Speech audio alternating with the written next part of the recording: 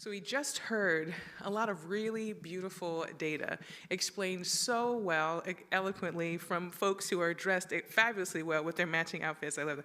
I want to draw some attention to these pink on pink ties and pocket squares. But I wanted to also let us think a little bit more about zeroing in on communities. So this afternoon, or this morning rather, as we transition into the afternoon, we're going to have a spotlight now and a spotlight later. Right now, we're going to hear from some folks related to faculty and staff initiatives, student initiatives, but also the ways in which we're affirming communities. So first, I'd like to bring to the stage Ms. Jakasia Wiley, our Acting Associate Vice Chancellor for Educational Equity. She's going to come and share a little bit more about educational equity initiatives, but also specifically about our Paul Robeson Success Institute and our cohort programs, Cooperman and Posse. So let's give her a round of applause as she comes.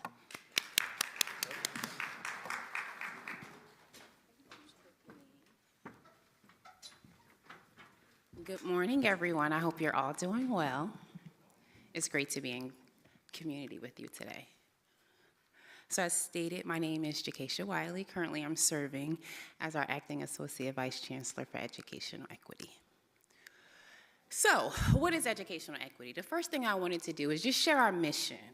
And with our mission, our goal is to provide academic, social, cultural resources and support from a pre-collegiate to a graduate school perspective. So we support our communities, our undergraduate students, our high school students, as well as supporting our students for life after graduation and empowering them to be lifelong citizens and engaged professionals. So how do we do it and where do we start? Number one is very important for our team members and for us to be inclusive as leaders. So we do participate in ongoing training, definitely within this last month, with a lot that has been going on within our news. But our goal is to understand what we know and what we don't know, and highlight that there are blind spots as it comes to working with our students, understand those gaps, and become more aware so we can advocate not only for ourselves, but for our students, their families, and the communities in which we work to eliminate any obstacles to ensure academic success. And then, of course, we must do so from an equity mindset perspective, because as we serve our students, we must have this critical eye that allows for us to identify and break down some of these obstacles to keep our students going. And then most importantly, something that's very big for us is the advocacy. One thing for sure, it's all about advocacy and impact, and we are uniquely placed in spaces where we have the opportunity to be a voice for our students sometimes in spaces where they're not able to. So whether that is on administrative front, whether it is talking with our congressional leaders, or whether it is opening up programming and opportunities to support them in unique ways. So how do we do that? We do it through our educational equity group. And this is just a permanent basis, so everyone is aware if you're unsure. We do have our community engagement, which Brian discussed earlier today regarding the Collaborative Center. We have pre-college initiatives that focus on our pre-college mentoring, as well as our upper bound math science programs, college success with our Paul Robeson Success Institute, Thrive Student Support Services, our cohort initiatives with our Cooperman and Posse programs, as well as do some PhD preparation with our Ronald E. McNair Scholars Program. For the basis of this conversation, we're going to focus on the Paul Robeson Success Institute, the Cooperman College Scholars Program, as well as our Posse Scholars. So, we all know who Paul Robeson is. Class of 1919, the third African American to graduate from Rutgers University. So what do? We honor his legacy with a 3-day high-impact program that supports first-generation, first-year, and transfer students, not only from New Jersey, but from across the United States, as well as receiving international support as well. Our 3 bases for our PRSI, as we affectionately call it, is community building, academic support, and overall building support networks for our scholars. So what is our true goal?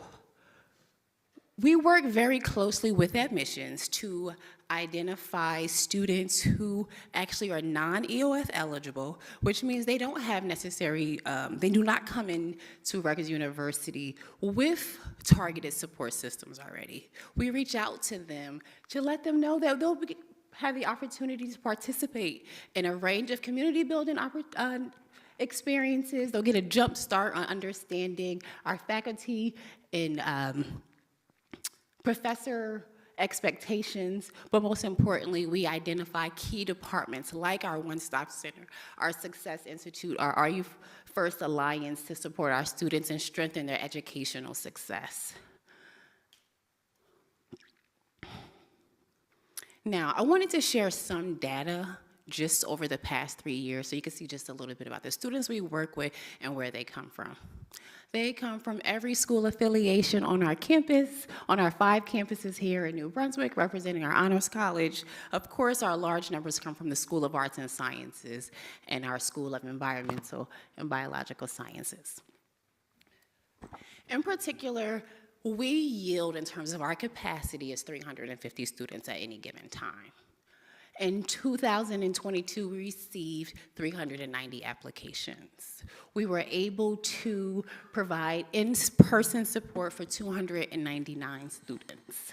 235 of those students who participated in our early arrival program, which means they live on campus and they had the opportunity to come to campus a few days earlier.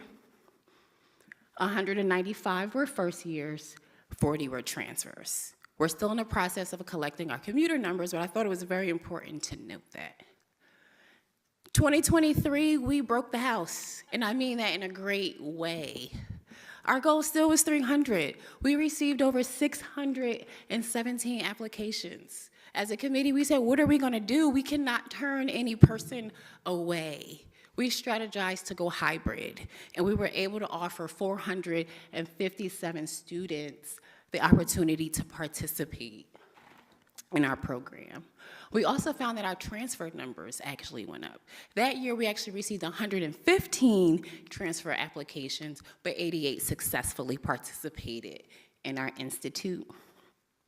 And for that year, our commuter numbers actually shot up to 46. I wanted to make a note for 2024. This past year, Rutgers, or just our landscape on financial aid in general, calls for later deadlines in declaring where students are setting their school. So our numbers from 23 to 24 were slightly lower. However, our impact was still greatly appreciated amongst our students. Our transfer numbers did increase, which caused us to strengthen our transfer track, but actually look a little bit more closely at our commuter scholars because we noticed that between 23 and 24, we are losing our commuters in a way, and we do not want that to happen.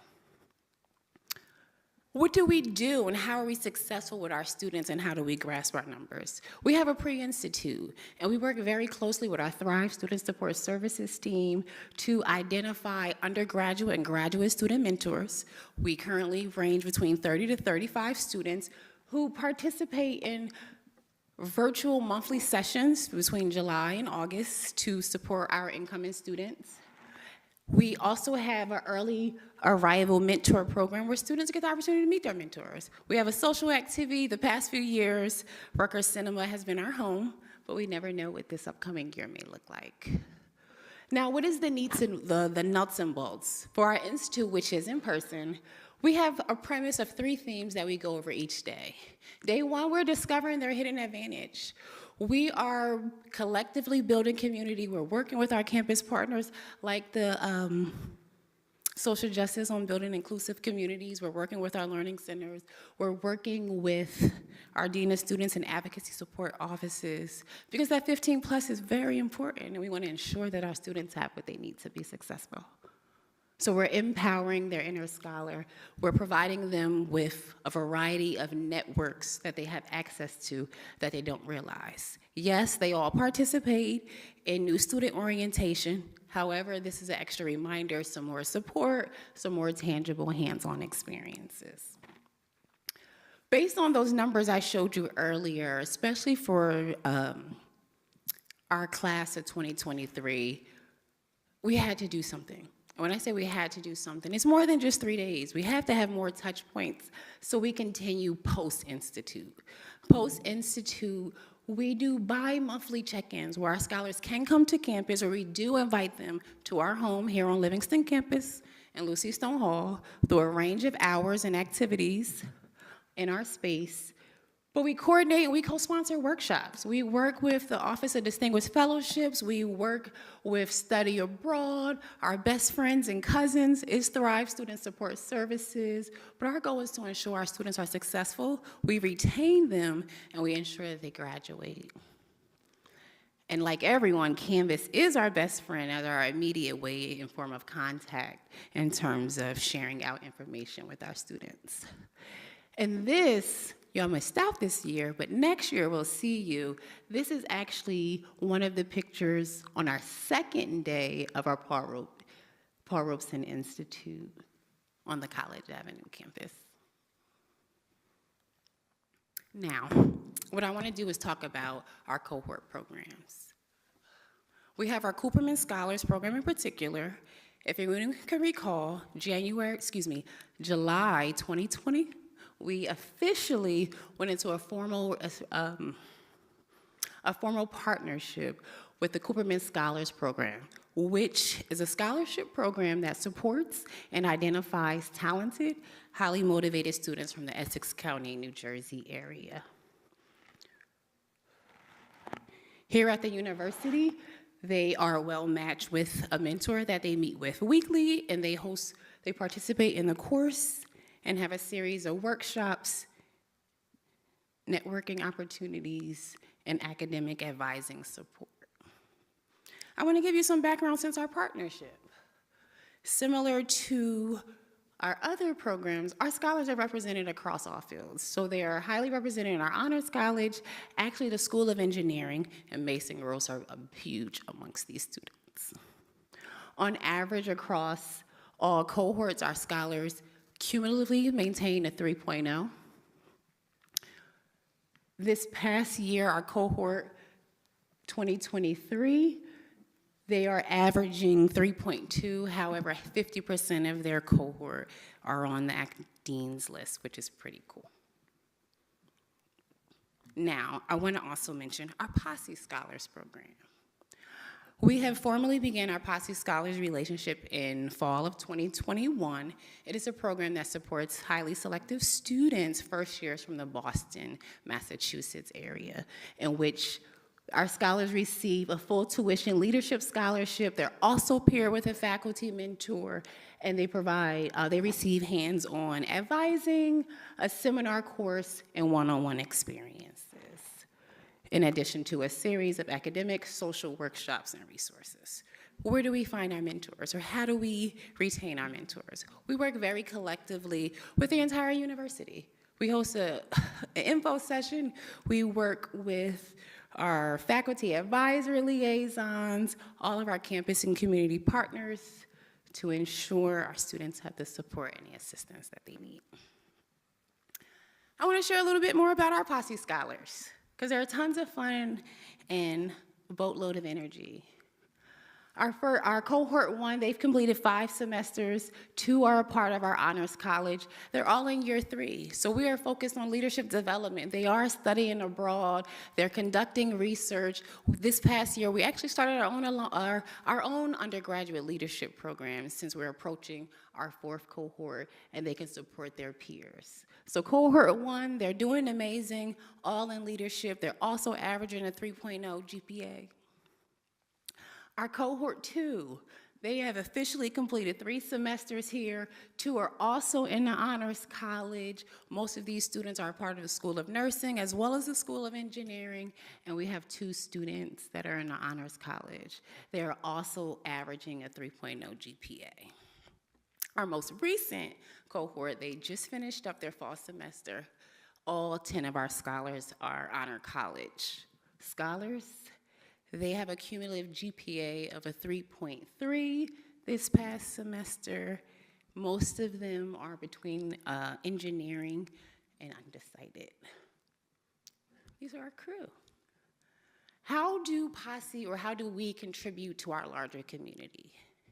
Every year between February and March, we have something called the Posse Plus Retreat, where everyone in this room could be considered plussers, where our Posse scholars get to invite a friend, we get to invite university leadership, we can invite whoever our scholars feel as though support them on campus or who needs to be exposed to more work to support our students. So last year we were in Princeton. Our conversation was about education. It's part of the key. We had about 85 students, 20 faculty and staff, and of course our illustrious president came to join us. This upcoming year, our PPR 2025 will take place in March, and our focus is on connections, resiliency, and joy. So next year, I can give you a recap on how that takes place. And the last thing that I want to do is, I want to thank our team. This is our educational equity team. Earlier this year, we had a holiday white elephant party, but all the work that we do, it would not be done without the support of our Thrive Student Support Services team. So I want y'all to stand. I see some of y'all here, please. Our pre-college outreach team is also present. Special shout out to Danielle, our cohort program manager, and always support from our Ronald E. McNair Scholars Program, our coordinator, Tabitha Pierre. But all of our work for educational equity would not be complete, but will not be done without the amazing crew that we have here. And that concludes my section.